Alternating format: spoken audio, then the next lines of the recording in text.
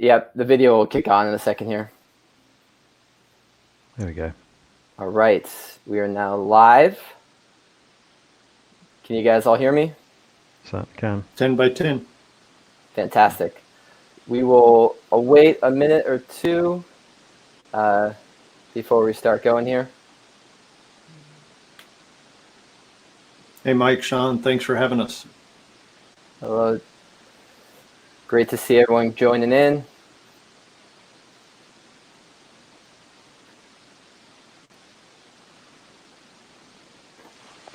James or Kirk, one of you is having a little bit of static. I'm just going to try turning the audio off to see which one it is. Yeah, so James, that was you. I just turned your audio off. When you want to talk, just turn it back on, if that's okay. So it's on the top left of your screen.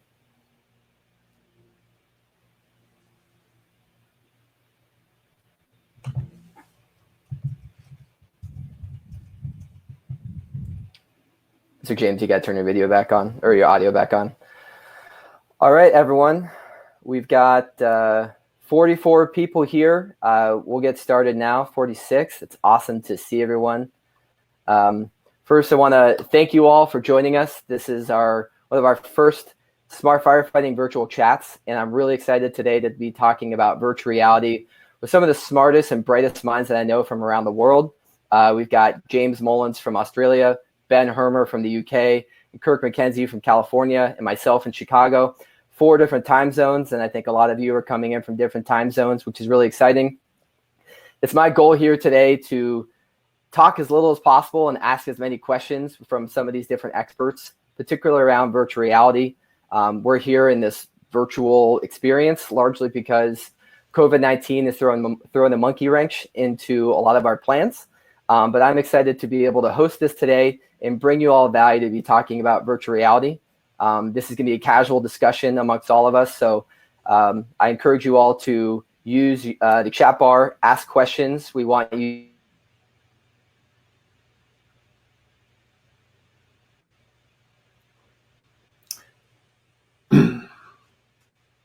Well, it looks like we've lost our host there. Ben, I still see you live. Okay, Kevin, we're live. Back. Sorry, we might have jumped out for a second, but thank you all again. And I'm going to start off with the introduction of everyone, and we'll get going.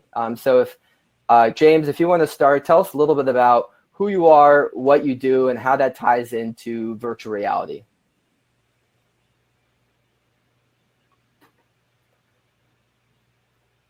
maybe. James, did you copy? All right, but Kirk, we'll get started with you first. I think James is a little pause there.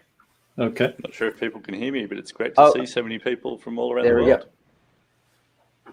All right, James, if you could do one more time, tell us who you are, where kind of the work you do, and how it ties into virtual reality.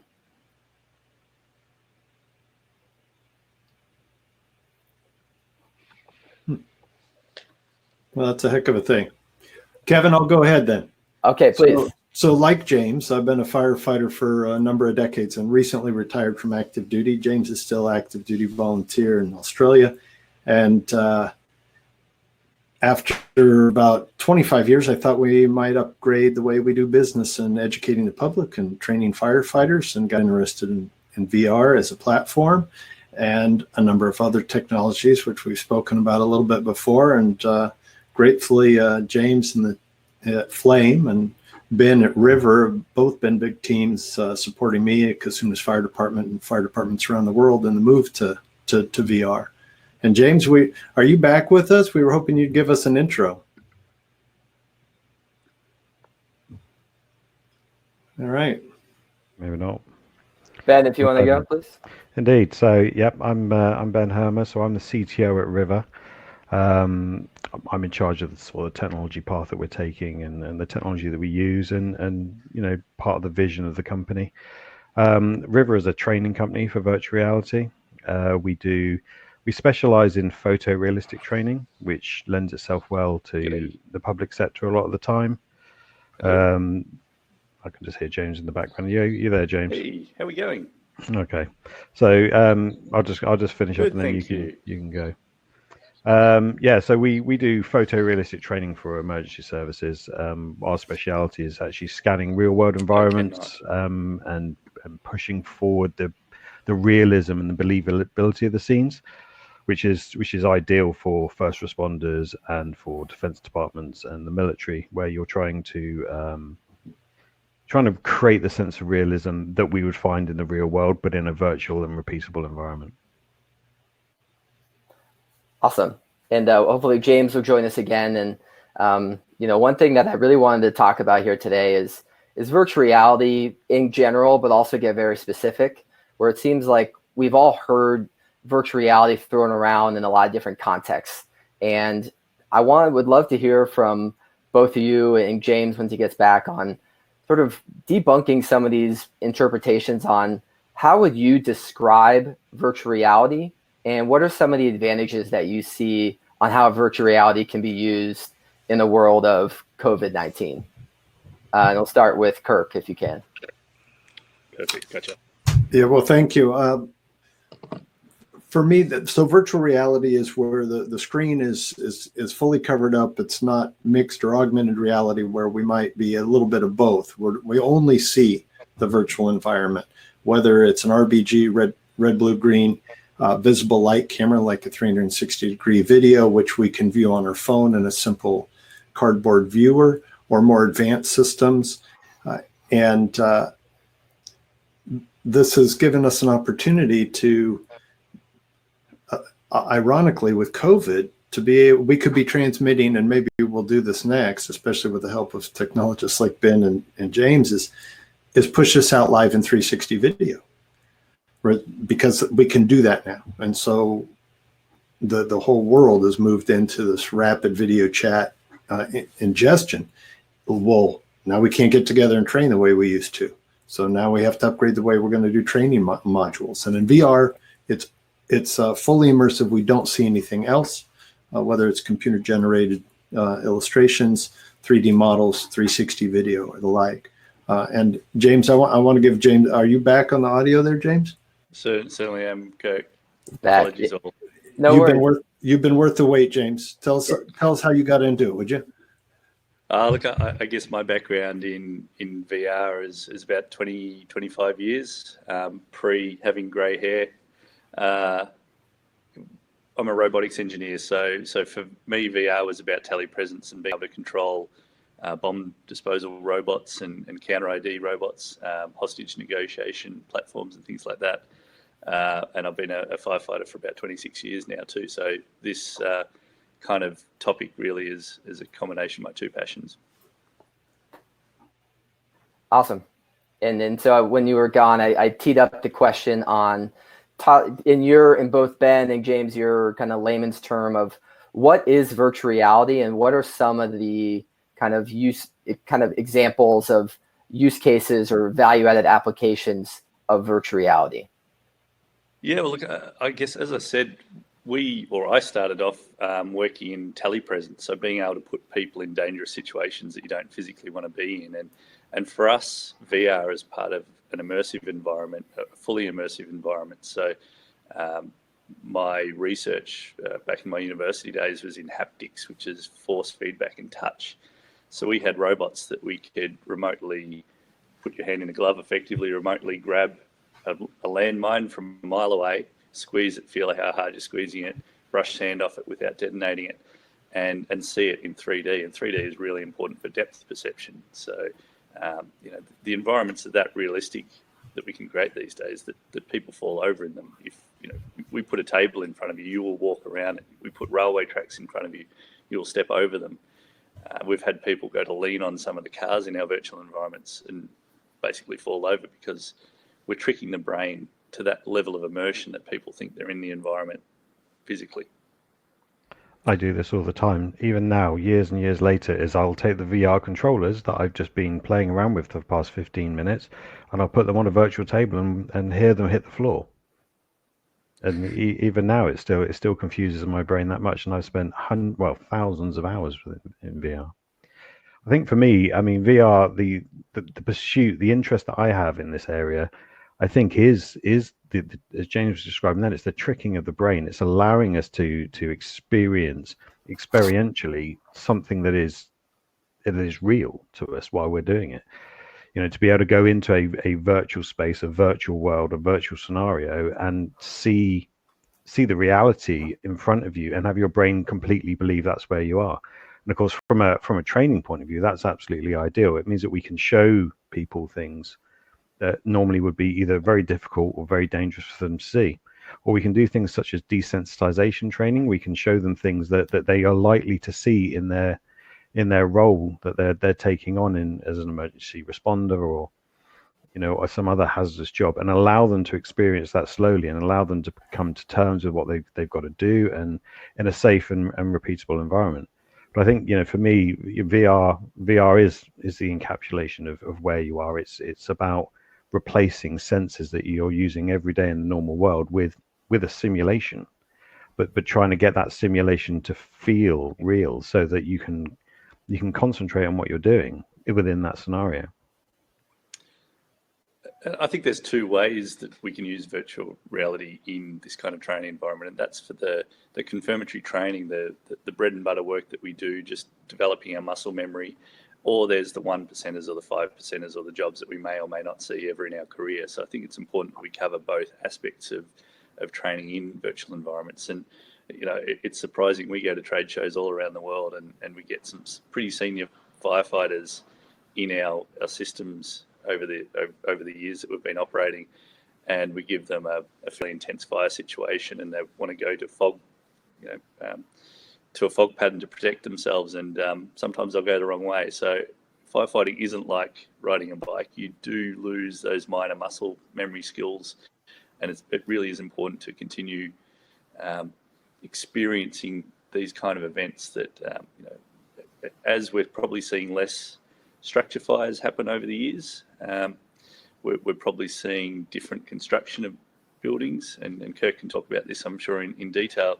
We're starting to see that people aren't necessarily having the experience in all of these environments that they may have had in generations past.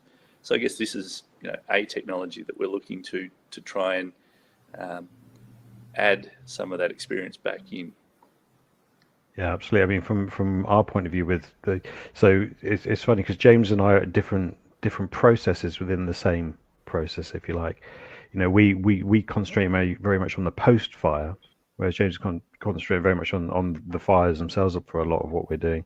But for us, we can capture smoke patterns. We can allow people to walk into what is pretty toxic environment. A fire has burnt. There's a lot of carcinogenics in the walls, in the smoke, in the air. And we can allow people to do that safely. But the nice thing about it is you can capture it to such a level of detail that, for all intents and purposes, you're in the real environment. You have the smoke patterns, you have the burn patterns, you have all the key indicators that you need in order to carry out an investigation. So that when you do, as we just said, there are less and less fires, which is a good thing. But it also means that the investigators, when those fires do happen, they don't necessarily will have had the experience of seeing it before. Or if they have, it's because they've set up an environment and set it on fire. But the first person in probably had the best training, and the guy who was 20th and had footprints everywhere probably doesn't. So, I think that's the other thing about VR is it's repeatable. It's reset every single time. It's reset for the next person to come along. And if you get it wrong, you can try again with almost zero cost. I think that's a great point, Ben, and that's probably one of the first things we tell people is we want people to make mistakes in these environments. That's the safest, best way to make these mistakes. I know myself as a firefighter, if I do something that I probably wouldn't want to do again, I'll lay in bed at night and think, well, I'm learning from that. And we get the same learnings, or we see the same learnings out of firefighters in VR, is that they make a mistake, they see what they've done wrong, they have an after-action review with an instructor, and I'd be pretty positive that they won't make that mistake in the real world.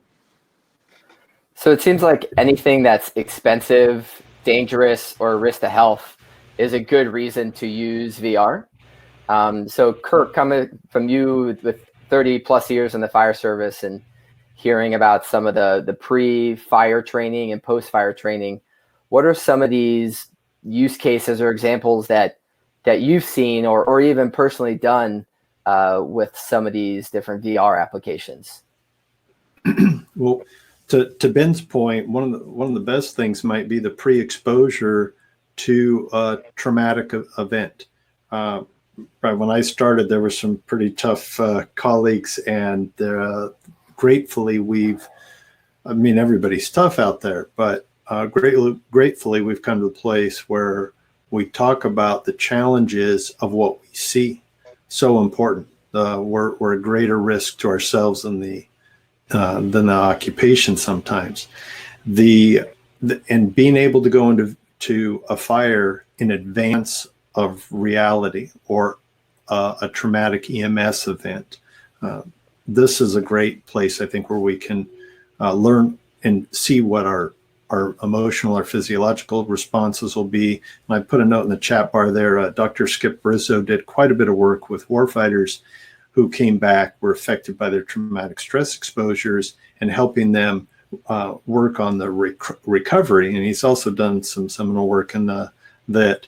Well, how effective is it to do it in advance? So in the heat of the moment, there's the ability to have the cognitive range to get the job done and stay safe, whether it's a war field or a firefight or a multi-casualty emergency medical event that pre-trains personnel to be in that environment. And so I'm looking forward to getting down to his lab at some point.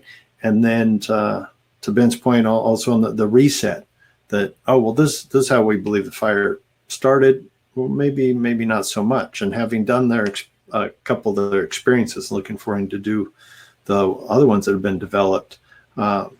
Even a veteran investigator might miss how the fire started, or was there maybe more than one intentional ignition source or ignition area? So those, and then some of the work we did at Kasumnes that I hope will develop further, the 360 content of room fires, where we went from ignition to 1800 degrees Fahrenheit, 50 kilowatts a meter squared in less than 2 minutes.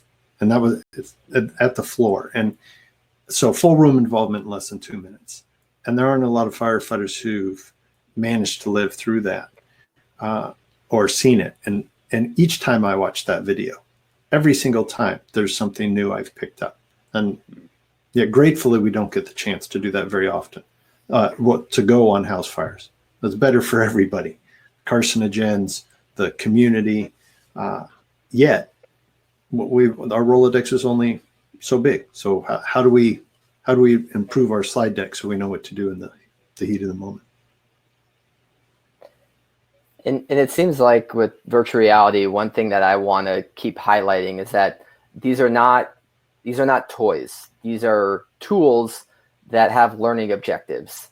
So I'd love to hear from some of the technology, James and Ben, as well as Kirk, on how do we create these learning objectives to really deliver specific outcomes? Because we want to, and within that, I'd love you to talk about how can this be integrated into the training of the fire service? Because we're not replacing traditional training, but how can this supplement and complement training, and how can we actually measure different learning objectives? Yeah, I mean, from our point of view, we always start with the outcome. That's how we get to the outcome. Is we start with the outcome. What are we trying to achieve? What are we trying to learn here? When person A starts this process and finishes this process, what are they coming away with? What core skills are they trying to do? What's our KPIs within that scenario?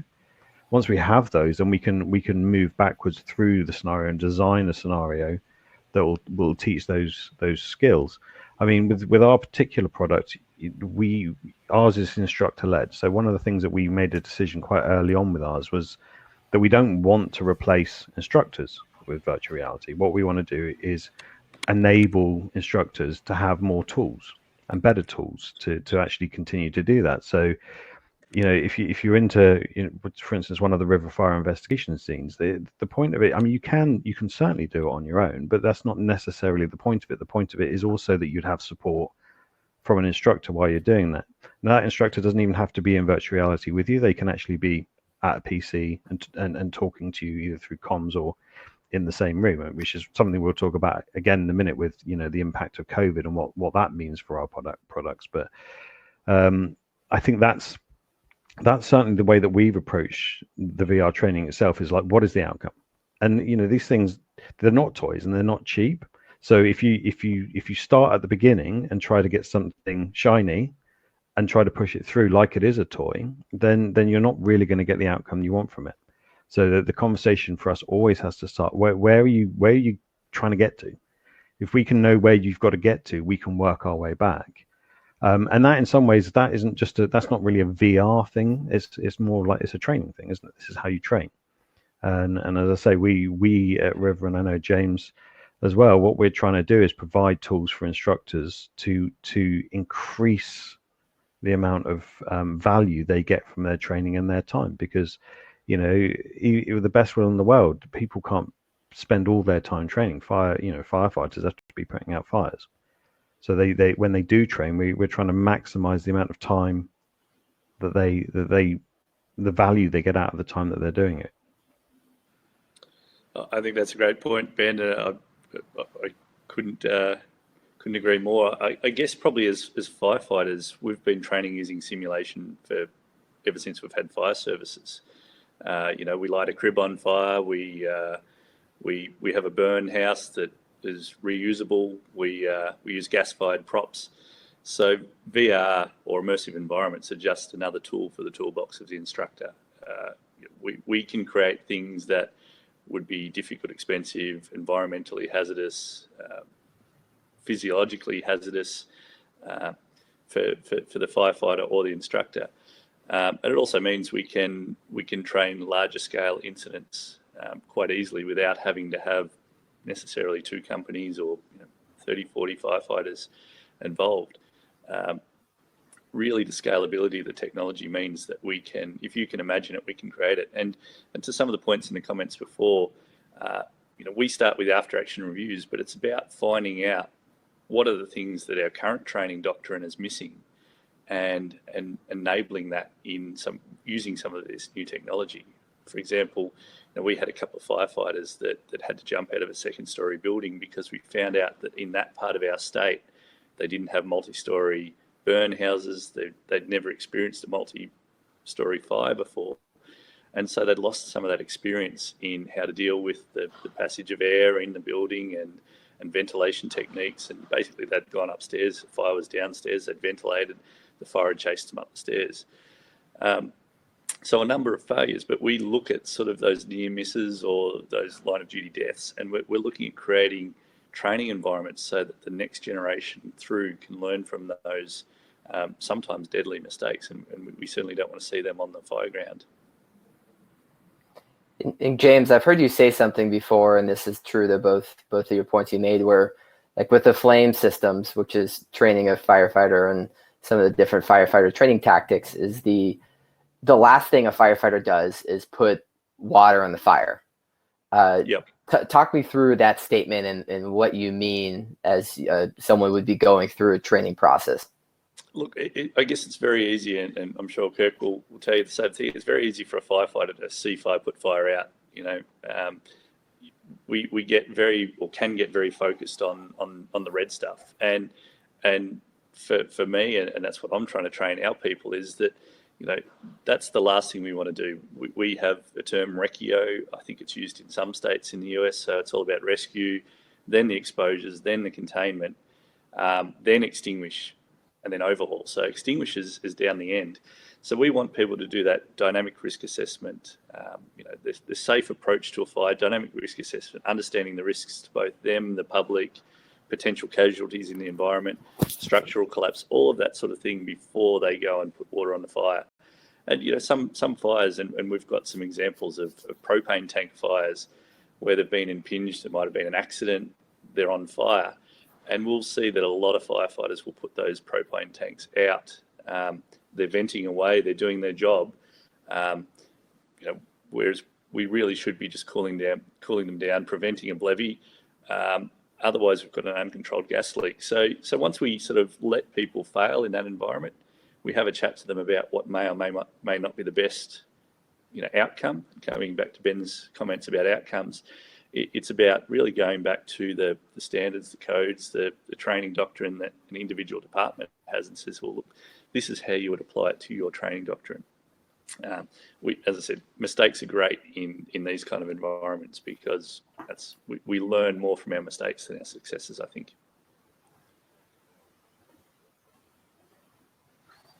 Yeah, completely agreed. And I like that point of mistakes are great.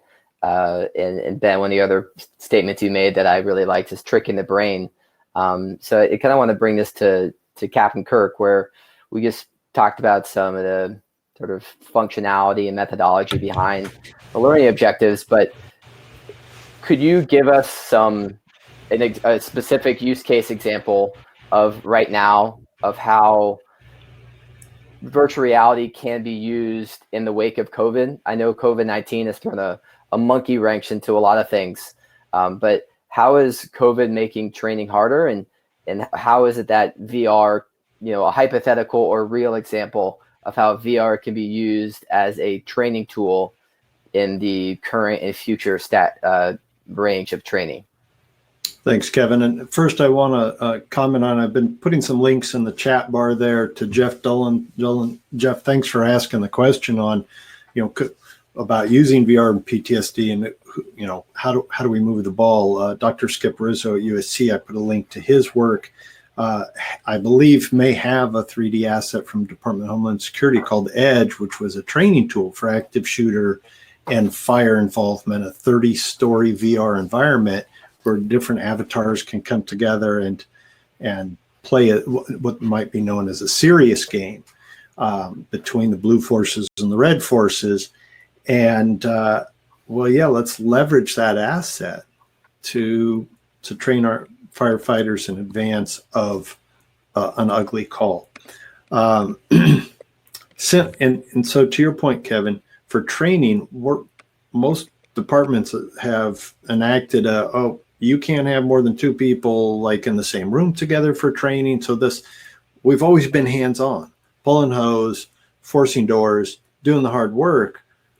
Well, we can't get 15, 20, 25 people together in the training tower. So we have got to think of new, innovative, iterative processes. And a few $100 video camera, 360 video camera. Thank you to the teams at the team at GoPro, or teams of teams who supported me while I was at Consumers Fire, and support the concept of doing reasonably cost, rapid video capture, and even live video streaming in 360. So like we've seen in basic 2D video conferencing, it's blown up. Well, let's do that with 360 video, and then with computer graphics, and on the way to a mixed reality firefighter.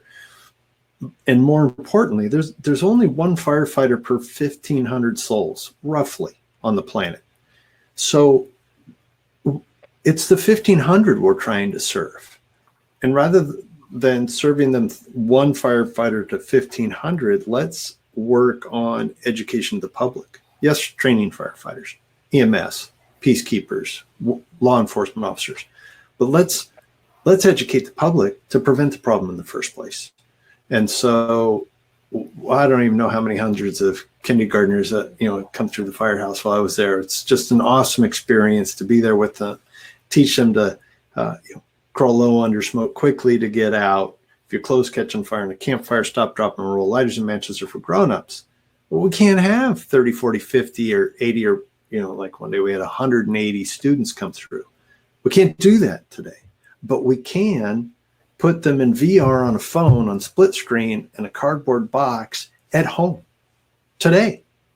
So to me, it's let's figure out how to do that for all different sort of smart community risk reduction modeling, because enterprise, academia, everybody's going to have to redesign the way that they've been doing business. And so James and Ben might speak to, wow, we thought VR might pick up a little, might have exploded in 2017 or 18 or a little earlier.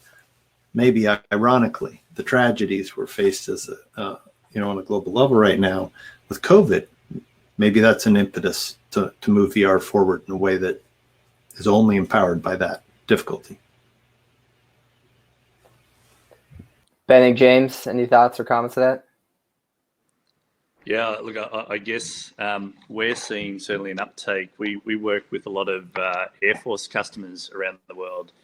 So I was talking to some in the US yesterday, and certainly our Australian Air Force are using virtual reality to train their people almost exclusively at the moment. They can't do their traditional hot fire because it requires multiple people on the fire ground. We have some pretty strict social distancing rules here in Australia. We can only have 2 people working together. So for us, that's an instructor and a student in a room with the VR system. They go through 45 minutes worth of training. They decontaminate the kit. The student goes back to their room and they get another student. So that enables that one-on-one training to continue, effectively as if you had full crew there.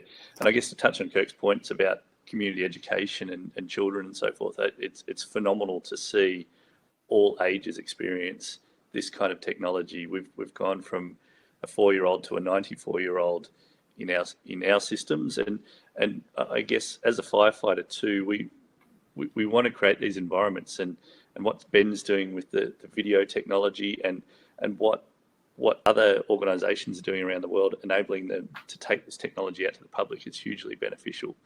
We're seeing minority and non-traditional people coming into the fire service as volunteers because we give them a hose, they can feel the force, they can experience it and say, well, yeah, I can do this. I don't need to necessarily be like the firefighter that's on the calendar that I've got at home to be in the fire service.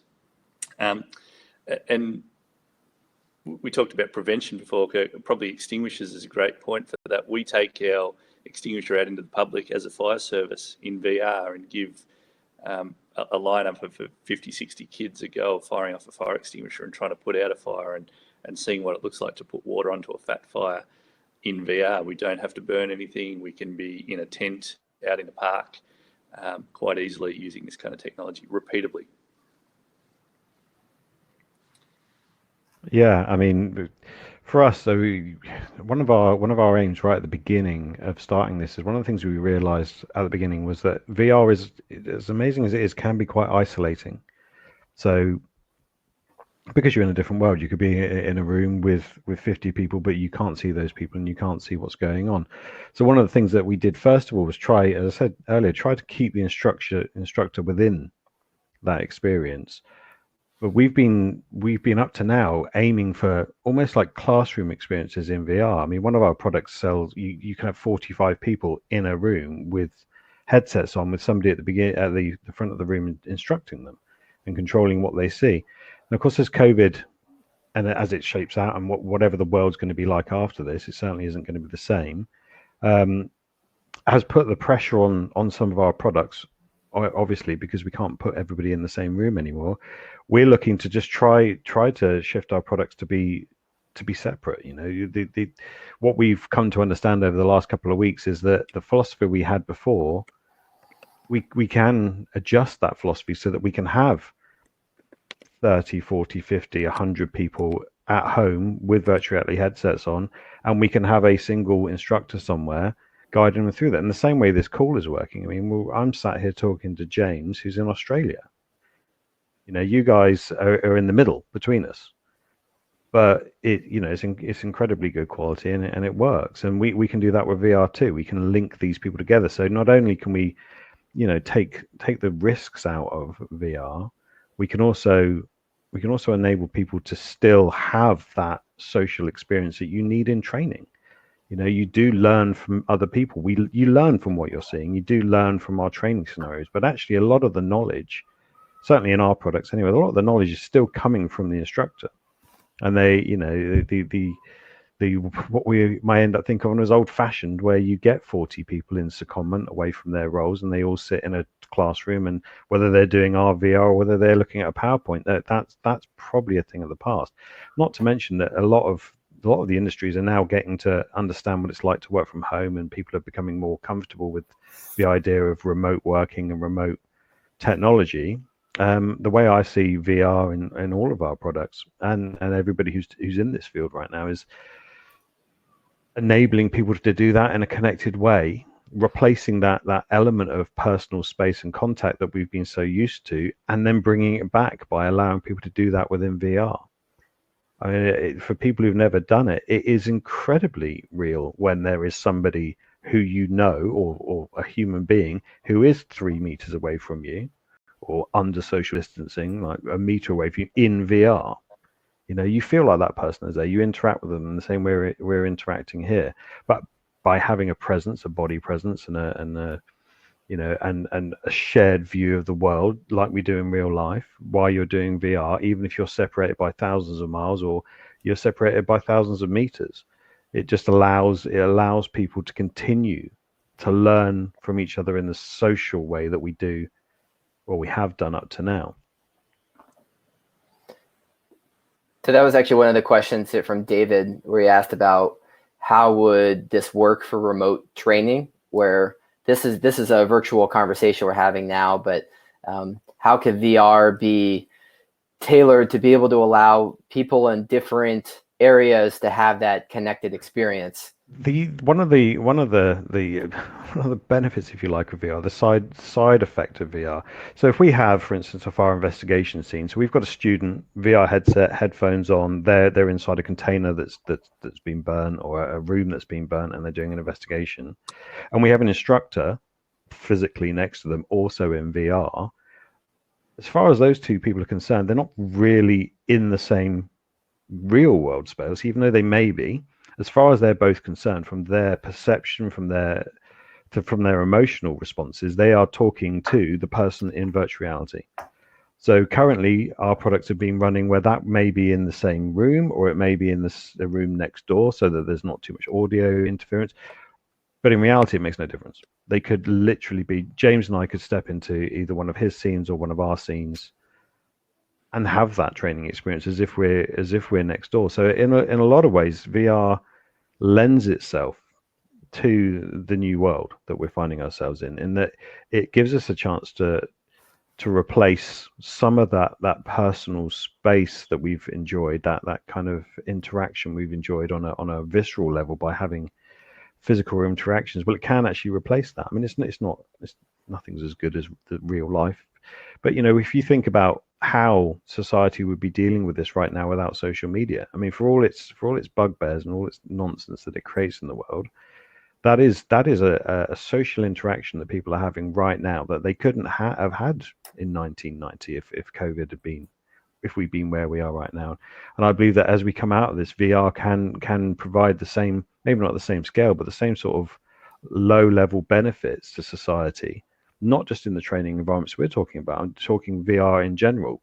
You know, it can have a really important role to play in bringing people back together and allowing people to share personal space and personal experiences without the risks that we're probably going to be looking at for 2 or 3 years. I wanted to comment. Nicely done, Ben. Just this video call with 4 of us here, the chat bar, we have to copy and paste that and put together a proper paper from there. And it's not that I'm distracted, it's that I want to be as effective as possible, be part of the conversation and answer some of the questions that are going on in the chat bar about, well, who's doing work in PTSD for VR? Who's done the cognitive, load checks? Where are the papers? And there's plenty of them. I'm going to keep firing some links in there, and go to smartfirefighting.com, Kevin's website, where he's done 100 podcasts, and I'm going to keep feeding links on where you can go to research some of this. But Ben, you mentioned earlier about the carcinogens of fires, and they just smell nasty. Even now, if toasted bread bothers me a bit. I like the smell of hot toast, but I don't like the smell of burnt toast. It just doesn't. I don't like it anymore. So when are we going to get to 4, 5, 6, 7, 8, 9D? So James has got a haptic feedback jacket where you feel some heat. He's got haptic feedback for the hose, then like nozzle reaction. There's the Tesla suit. It's like a skin suit that one can wear and be inside a computer generated environment, and when one bumps into the wall or goes to set something down on the table, like Ben does, and drops it through the digital table, that they feel the impact of, say, another avatar there. When are we going to get to digital scent, where we can smell the scene? No, we're not there, but I know we're going to be there. And I'm going to let you answer that in a minute. But let me say now, I'm going to put the name Stefan Truthen from HHP Berlin has been working on intershoots like Chief Bobby Halton for FDIC. We're supposed to have 35,000 people together a few days ago in Indianapolis. Intershoots are going to be, there was supposed to be a couple 100,000 in Germany in June. Well, Stefan's been working on the VR environment for Hall 16, the Hall of Digitization and Innovation. So keep an eye out for that, because you're all invited to go there and be there in VR. So as we've done with video chats, it's gone to this whole new level. We're going to be meeting in VR, and I think relatively soon. I know, Ben, your team is already doing that. Has anybody done the scent yet successfully? The smell-o-vision? Yes, scent is certainly possible. Yeah, it is, and it's been done. I mean, the way I think about it, in the mid-90s, and we're all old enough on this call, apart from maybe Kev, I don't know, but all old enough to remember getting our first Nokia phone like this big back in the day. And mobile phones, when they first came out, they changed the world. I mean, they absolutely changed the world. When I was a kid, my mother couldn't find me for love nor money. There was absolutely no chance.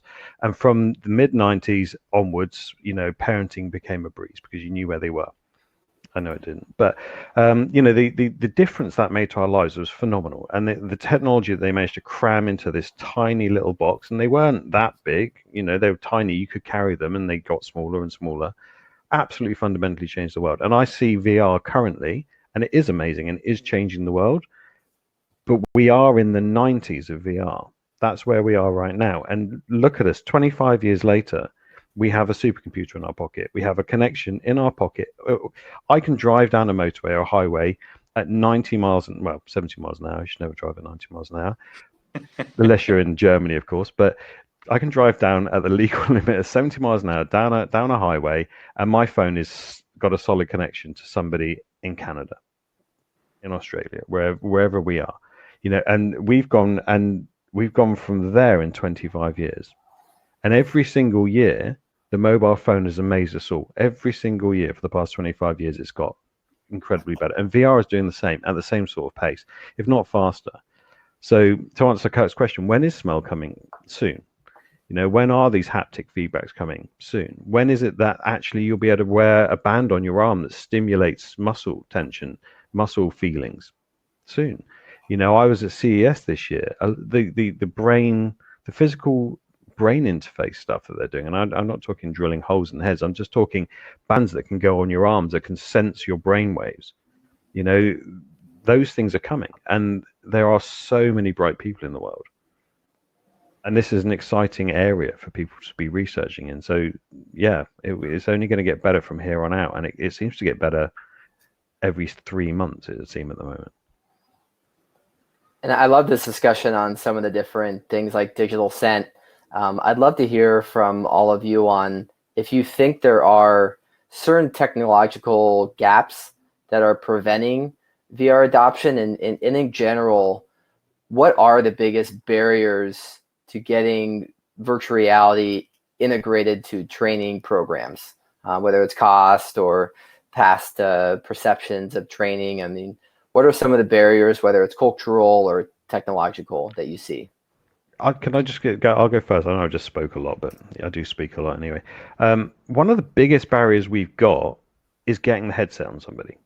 So it's almost impossible for us to describe what we sell and what we do and how proud we are of that product without getting it on their head. The minute we find that any conversation that happens pre-VR experience doesn't go nearly as well as a conversation that happens post VR experiences. One of the biggest barriers we've got is actually firstly people trying it and understanding the power of it.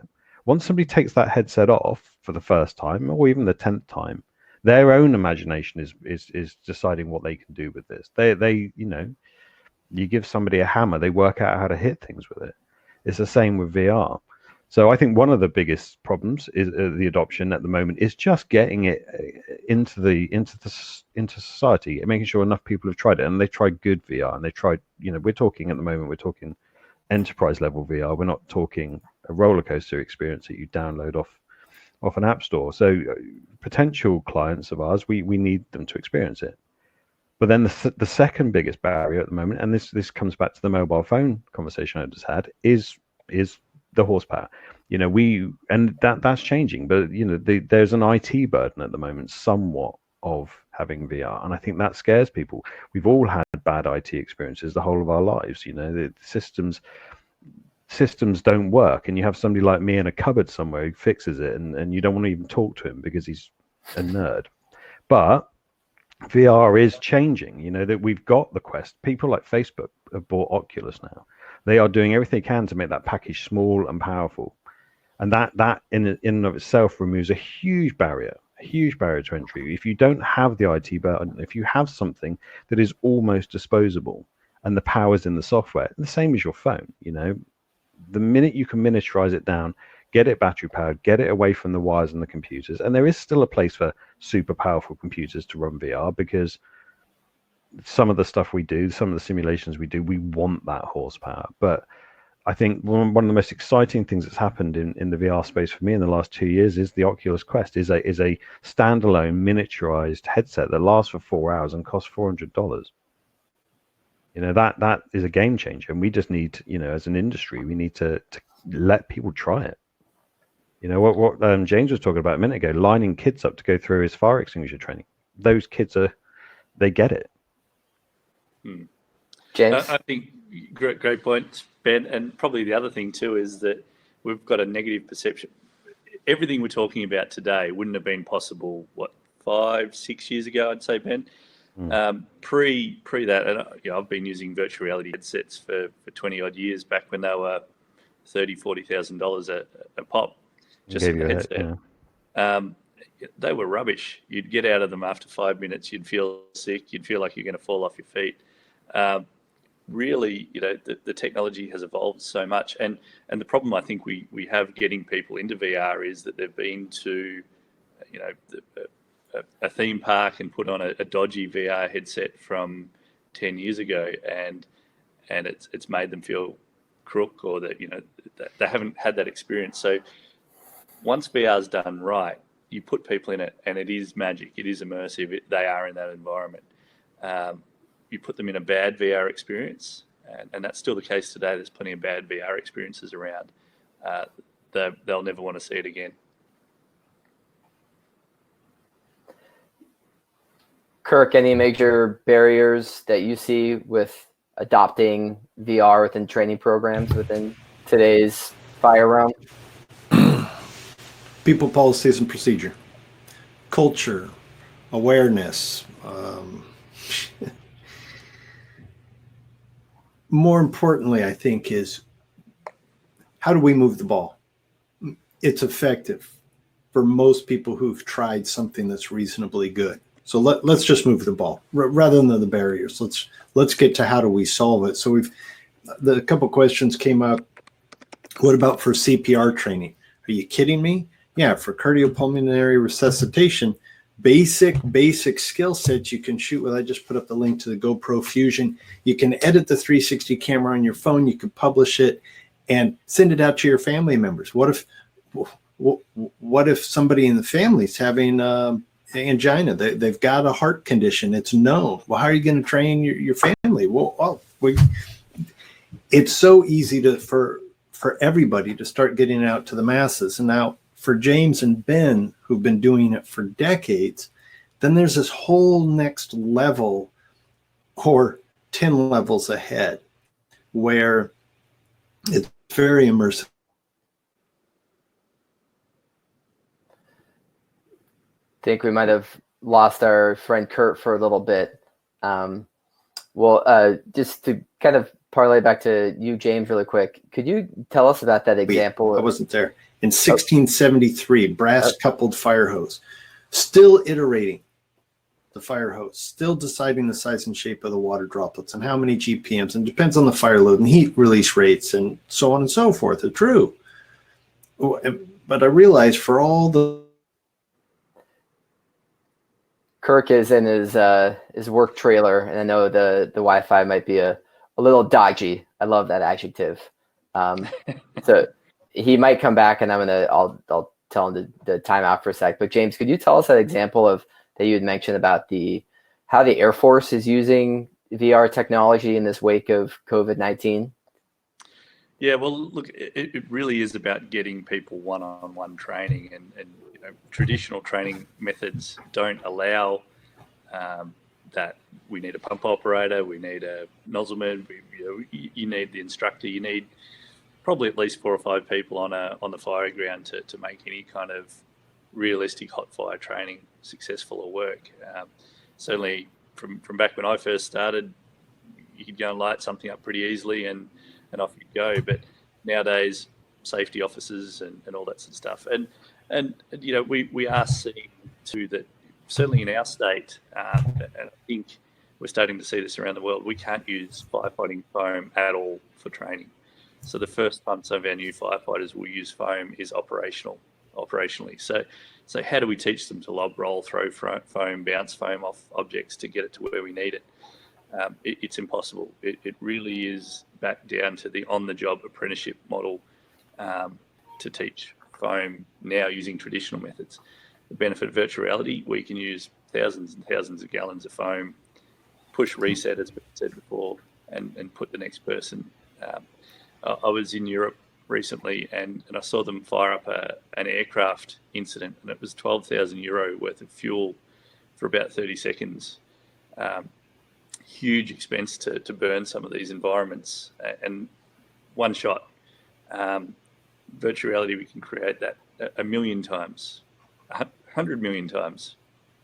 Cost of electricity, cost of turning on a computer effectively. So that repeatability and the ability to put people in those experiential learning conditions is unparalleled using traditional methods, I guess. So we got maybe 10 minutes left, and we got a couple questions. One in particular from Brent Faulkner. Brent Faulkner just came in. His question is, can you address how we can, in practical terms, reach out to the general public, and what kind of equipment would we need to maybe use VR in a community risk reduction terms? I know we've talked about CGI-based content, 360 video content.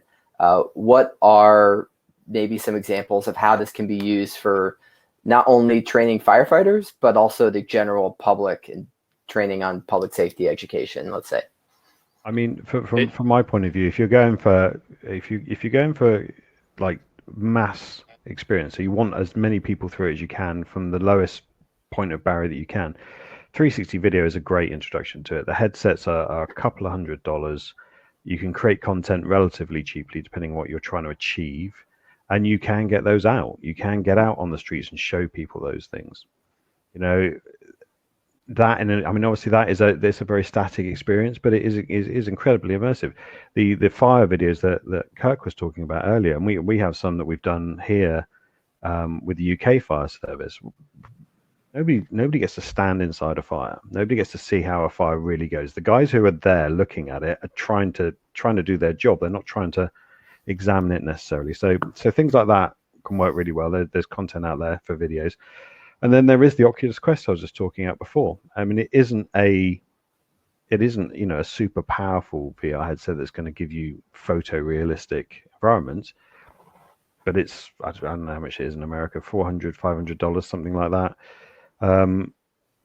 It's almost disposable. You could almost lose it. I wouldn't suggest losing it, but you could almost lose it. It's that cheap. So those kind of VR solutions are incredibly effective and at incredibly low price. So that's how I would do it. That's how we do it. That's why sometimes we sell, as I say, we sell kits of 30, 15, 30, 45 of those things, because it allows you to put a massive amount of people through the training or through whatever it is you're trying to do really quickly, and in a really immersive way. Kev, I want to jump in real quick, and everybody who's out there, get your phone's QR reader out, and I'm going to let James respond, and then I'll put this back up. But there's a QR code that I'm going to ask you to. Can I get that tight? You just go to the website, can't you?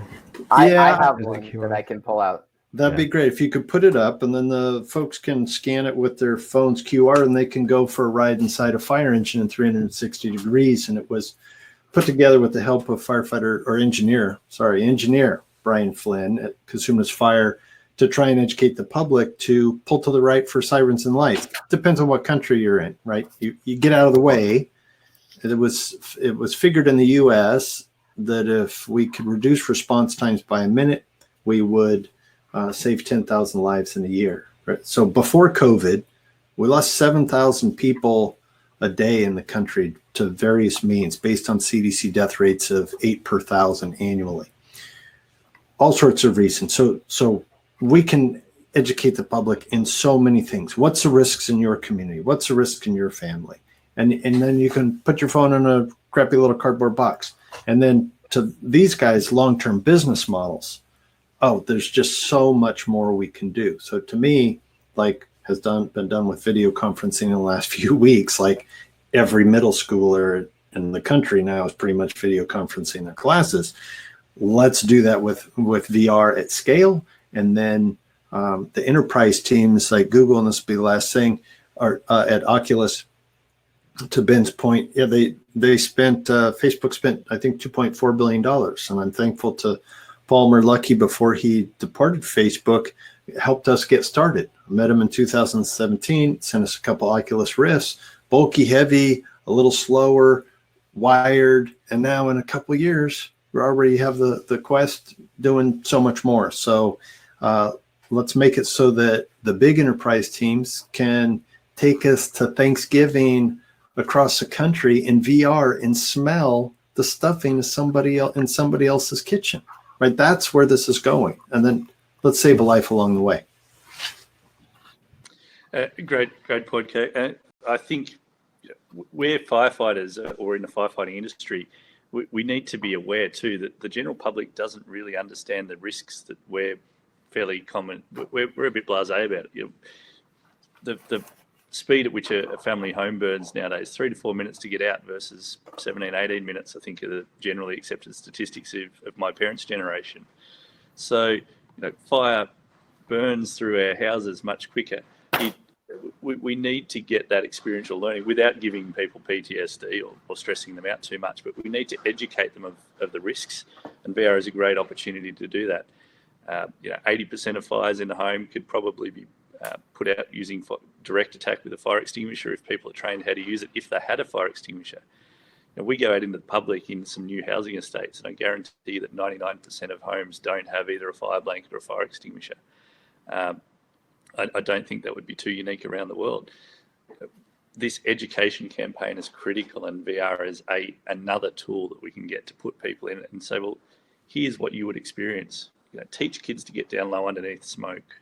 I know there's some thoughts around some of the carcinogens in the carpets and so forth with that, Kirk. But, what tools can we take that are available these days off the shelf in every store? Every kid these days is using a virtual reality headset with their gaming console, or a lot of them are nowadays. Now, they're going to be coming through into the fire service. How are we training our firefighters? Traditionally, using PowerPoints or overhead projectors or something like that, it's not going to cut it going into the future. So as a technologist, as a group of firefighters, we need to be pushing this charge about how we can change the doctrine for training the public, training the firefighters, and training the politicians that really make up the decisions about what sort of technology gets into the service. We could get Kirk talking for hours and hours, I'm sure, about the future of what firefighting will look like. In the future, we'll be putting on a headset. Before we go into a house, we'll know the layout because we'll have a map of the environment. We'll have a virtual reality headset on in the back of the truck. We'll be going to the job. We'll have done a walkthrough through the house. So we've developed that muscle memory of where to go. All this sort of stuff will be in our future in the next 10 years. So just for your information, this is what the cardboard headset looks like. I posted the link in there, but what's cool is you can have basic QR codes like this if you wanted to, you could try and scan this on your phone right now to see if it would work. Just hold there for a second or two. But pretty cool example of basic cardboard, sort of a nice teaspoon entry into community risk reduction or general training of the public. So we have those available too. If you're interested, we can send you one. We were going to have them at FDIC, but there's no FDIC anymore. So we're happy to provide that to you. But to James' point, and I want to be wary, we are at an hour now. I have a couple more questions I want to answer. One comment came from Tony Davis talking about funding and getting the buy-in from top down. I think that's one of the biggest things where it's great if you got a techie or an upcoming, let's say millennial all about this. But Kirk, even from your side, being in past experience in the fire service, how do you approach buy-in to get VR adopted into a training budget when it's never been paid for or included into a budget before? It's a question for all three of you. Oh, well, for me, it started with I have to. I raised my right hand and I swore to make a difference. So it was me funding my trip to San Francisco to the Game Developers Conference, and me funding my trip to the Augmented World Expo. It was me funding my trip to speak at MIT. And it was me reaching out to Leica Geosystems and saying, hey, would you 3D laser scan our tower? And would you convert it into building information modeling? And then Reno Lavreglio in New Zealand, hey, would you convert that into computational fluid dynamic models? And let's go inside CFDs and figure out the ethics for line of duty deaths and be inside fire models. And I've reached out to Oculus and GoPro and HTC and other teams, and lo and behold, they all said, wow, this is a great use case. So we're all in. So the Google card or the cardboard viewers, I got 450 of these donated. I want 10,000. So when there's a huge event in the community, twice a year, more than 20,000 people would get together in the communities where I was serving. Well, and they would come and visit the fire safety booth, and they do the usual stuff, which is good stuff. But wow, what if we could pass out a donated device? So, and then let's say to the training chiefs and the fire chiefs, senior chiefs, and the board of directors, this seems really effective, and we got in the business to make a difference in the community. So let's start budgeting for it. So for me, it was out of my pocket. It was donations, and well, at least we started something. Much more to do. James, Ben? I guess from my point of view, Caleb makes a great point in the comments. We've got to get it into the certifications. We've got to lobby people to sort of say, look, this is a technology that enables us to train, reducing our exposures. It's really the feedback we get, the people that implement it, and our early adopters are military. They're the people that have a little bit of budget that are looking at next generation training solutions. Traditionally, early adopters love it. We're getting into the fire service now. It's been hard work. Really, it takes a number of years to get into the fire service, and we've got a saying over here: it's 200 years of tradition unimpeded by progress. In my fire service, at least. But you've got to show enough people at all different levels of an organisation. You need to get the instructors on board, because ultimately they're the ones that can really make this tool shine, or any of these tools shine. You've got to get your public educators involved so that all of this technology makes people's lives easier. Any of this technology, if it's done right, it should be a push button turn on and make it work. You shouldn't need to be, as Ben and I are, nerds to be able to run this software. It needs to be run by any firefighter in any firehouse, in any part of the world. And I think that's where Ben and River and Flame and a number of other companies are working in this space to try and make it so that it is really a commonplace, easy to use system that doesn't require a 10-year university degree to operate. Yeah, I think from where I come from, finding an evangelist for you in a company is amazing. You will always find early adopters, people who are excited by the technology, but getting to the stakeholders, it can be somewhat difficult. For me, it comes back to what we were talking about right at the beginning. Firstly, it has to be outcome driven. You have to know why you want it. You have to know what you're measuring it against. Once you do that, then you need to be able to certify. You need to be able to say this person has done this training and they have learned this, and that is effective. You need that. And then the very last thing, and probably the most important thing, because it is an economic world, whether you are a private sector or a public sector, is what's the return on investment?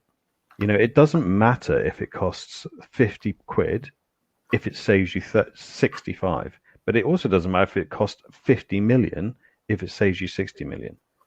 And the 60 million is a number right now, but sometimes these things are not even measured in numbers. They're measured in lives, they're measured in impact, they're measured in, future risk. But as long as you can, when you get to the point where you're trying to talk to stakeholders about why these solutions are a good idea, you need to be able to show them that it's outcome driven. There is a real reason to have this. There's a real benefit to have this. The return on investment, it's either financial or philosophical, if you like. Whatever that return on investment is, you need to be able to demonstrate. You need to be able to show that, look, you do this is how you measure it. What's your KPI, your key performance indicator? If you take 100 people through this training and they all deliver at the outcome that we wanted at the beginning, what is the value that you've got there? Whether that's in lives saved, in hours reduced of workload, whether that's stress reduced, whether that's just peace of mind for people when you're doing PTSD training. That's for me, that's what it's all about with stakeholders. It's about demonstrating return on investment, and that we are an outcome driven company, that we aren't just making pretty things, even though they are quite pretty. And if you haven't tried it, you should. Yeah, they're excellent, Ben. Kevin, I want to speak to a couple points that they brought up, which were, the usefulness is critical. There's an article coming out in the May Fire Engineering magazine. Thank you, Chief Halton. In a few days in print, there's I think a number of articles on technology, and I'm part of one where we had the recruits at Cosumnes Fire. I think 18, 19 recruits did live fire training. They did reading smoke training, and then they did the VR experience. And they had a questionnaire that was asked. I mean, this is not a scientific study, small cohort and all, but what's your knowledge level for fire behavior before? What is it after? And which of these did you feel that you had the greatest learning opportunity? And they were 4 out of 5. That the 360 video compliments James Mullins, credit to him for shooting that when we did the burns for NASA for their AI program, and I'll put that link in there on those. That they learned the most from that environment. Took standards, Caleb, absolutely. Somebody should make us do this. But 2 years ago, I was invited on invitational travel out of the country to meet and speak about the needs for augmented reality for first responders. And we talked about what was needed, and there was an institution that writes standards. And they said, and somebody said, well, is there a standard on that, on augmented reality? Well, no, not yet. Usually what it takes is somebody to think that we need it, and then to write an outline, and then to propose a committee, and then to chair the committee, gather the committee 4 times over a year, and so on and so forth. And so having been part of a 3-year process, to have a very small piece and one little standard, oh, goodness. Caleb, help. Because yes, it should be part of the standard. In the meantime, let's move the ball. And it's more than fire. We run 1.25 million fires in the U.S. each year. There's 239 million calls for service. So let's do it for everything else too. Well, Kirk, thank you for all you've done with that. And I want to be mindful of time here. And so I'd like to allow you all to speak one last time and kind of giving one last final thought, whether it's a comment, a question, a challenge, really anything, some sort of final message that you would all like to leave the final 50 people that we still have here and all the people that will be listening to this after the fact. Try VR. Try VR. I love it. Try VR. Simple. Yeah. Look, I guess I'd just point out that that companies like River and Flame and many others around the world are driven by your needs. Really, we look at training outcomes, we develop technologies and solutions. So we're in our own little parts of the world. We don't necessarily know all of the problems you have in training and what you need. Pick up the phone, doesn't matter where you are, either Ben or I will talk to you about what is and isn't out there. We may not do it ourselves, but we're pretty well connected through the industry, so we can help people out. I'd like to see that this webinar is the beginning. More than willing to share my mobile number, my cell number, my email address. Like most of the people in this room, we don't sleep very often, Ben, Kirk, Kevin. So love to hear from people that have challenges and want to look and experience and use this technology moving forward.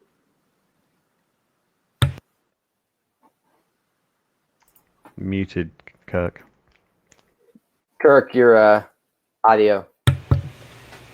Thank you very much. First off, thank you, Kevin, for hosting us, to WS Darley, always great partners in the bid for the smart firefighting, and everybody who showed up and all the chats, which I'm looking forward to reading all of them. And I noticed Mike said he'd collect all the links that were posted and put something together on your smart firefighting website. Yeah, try it, and let us know how do we improve the next webinar. Where do you see the holes? Where do you see the benefit? How do we move to moving this forward from the current state? And then Ben's colleague Alex mentioned videogrammetry the other day. So we'll be stitching together scenes in 360 degrees in 3D by merging 360 video. It's right. I think Alex Harvey can probably do it today. So it's going to iterate. And there's so much fun we're going to have along the way. So thanks for having us, Kevin. Of course, well, gentlemen, from James from Australia, Ben, the UK, Kirk, California. I really appreciate all your time today, and everyone that's still in the audience. Thank you so much for joining us. Send me comments, send me questions. We want to hear from you. What do you want to hear for the next virtual chat? We'll do more in virtual reality. We'll do some others on data, some on health and wellness, a little bit of everything. So again, to the speakers, thank you very much. Hope you all have a great morning, great afternoon, great evening. And until next time, much love. See you later all. Stay safe. See you all. Stay safe.